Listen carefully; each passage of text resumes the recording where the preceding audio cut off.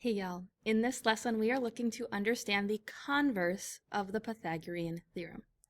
We want to be able to use the converse of the Pythagorean theorem to identify right triangles. Our essential question is, how can you determine whether a triangle is a right triangle? So this is without measuring the angles. How can we tell? Let's remember that the Pythagorean theorem states that if a triangle is a right triangle, then a squared plus b squared equals c squared, where a and b are the legs and c is the hypotenuse.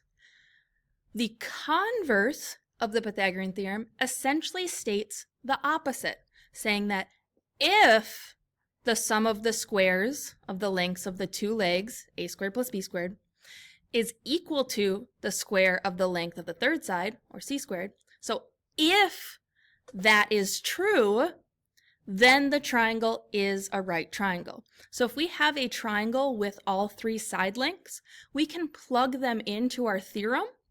And when we plug them into our formula, if it's a true thing, then it is a right triangle. Let's take a look.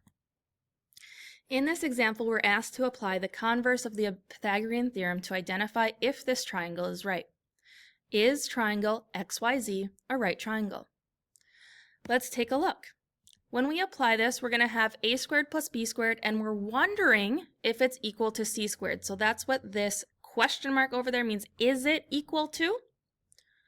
We'll plug in 7 squared plus 24 squared, wondering if it equals 25 squared.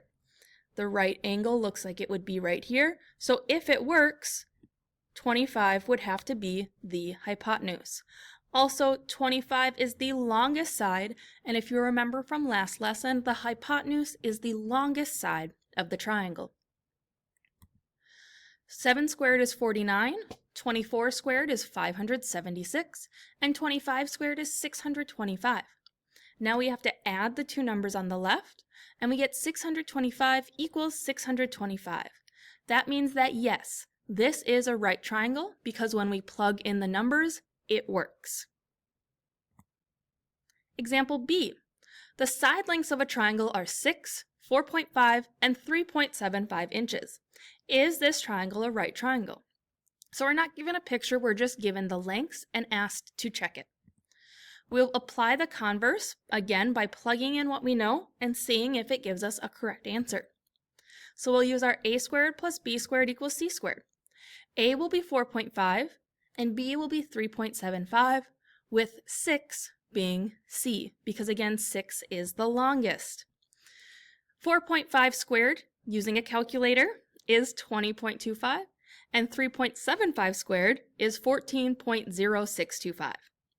When I add those two together, I get 34.3125, which is not equal to 36, which is what 6 squared is. Because these are not actually equal, that tells me that this triangle is not a right triangle. Again, how do you know which side lengths are A, B, and C? The longest side is C, and the other two lengths can be either A or B. It doesn't matter. So as long as you are putting the longest length as C, the other two lengths you can put however you want on the left. But this triangle is not a right triangle. You try. A triangle has a side length of 10 feet, the square root of 205 feet, and the square root of 105 feet. Is this a right triangle? Try this on your own and press play when you're ready to see the answer.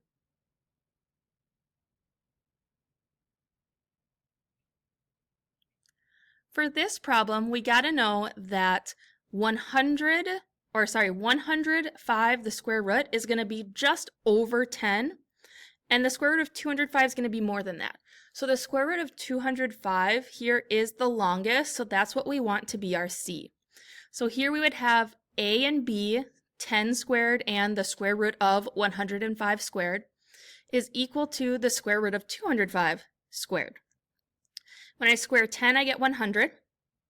When I square something that is the square root, I just get what's underneath that symbol, so I get 105 and 205.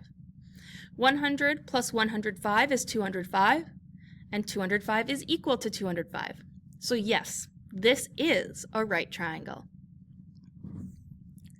We'll look at one more word problem. Use the converse of the Pythagorean theorem to analyze the shapes. Ray drew the isosceles triangle, LMN, and the segment LP. So the isosceles triangle is the whole thing, and then she drew this line segment LP. How can Ray tell whether the segment drawn is the height of the triangle? So what we need to remember is that the height of the triangle is going to be a line coming down at a 90-degree angle. So if this is coming down and making a 90-degree angle, in other words, making a right triangle, then it is the correct height, okay? Because it is perpendicular, which means they cross at a 90-degree angle. So we're going to test if this is a right triangle, then yes, it is the height. If it's not a right triangle, then it is not the height. So again, we're plugging in. Our longest side of 3.7 is our C, and our two smaller sides, 3.5 and 1.3, are our A and our B. We'll use a calculator to help us calculate these, but 1.3 squared is 1.69, and 3.5 squared is 12.25. 3.7 squared is 13.69. When I add these together, on the left I get 13.94, which is close to, but not the exact same as 13.69.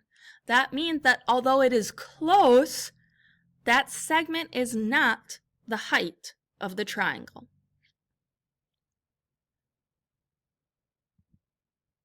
You try. A triangle is inside a trapezoid. We can see that shaded in darkly here. Is this a right triangle? Try this problem on your own and then press play to see the answer.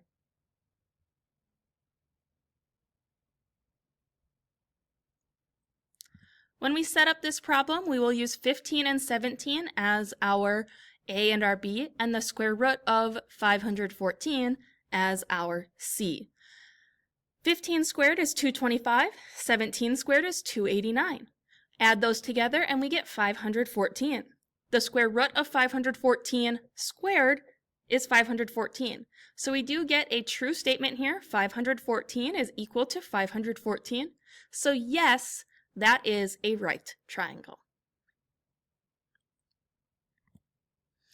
In summary, the converse of the Pythagorean theorem states that if the sum of the squares of the lengths of the two sides of a triangle, so that's if a squared plus b squared, is equal to the square of the length of the third side, so if it's equal to c squared, then the triangle is a right triangle.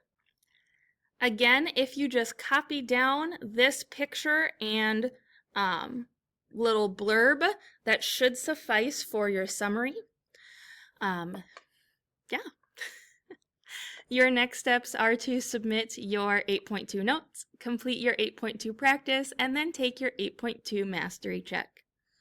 After this lesson is an aspire to do lesson that you can do before doing the final lesson for this unit. Good luck, and I'll see you there.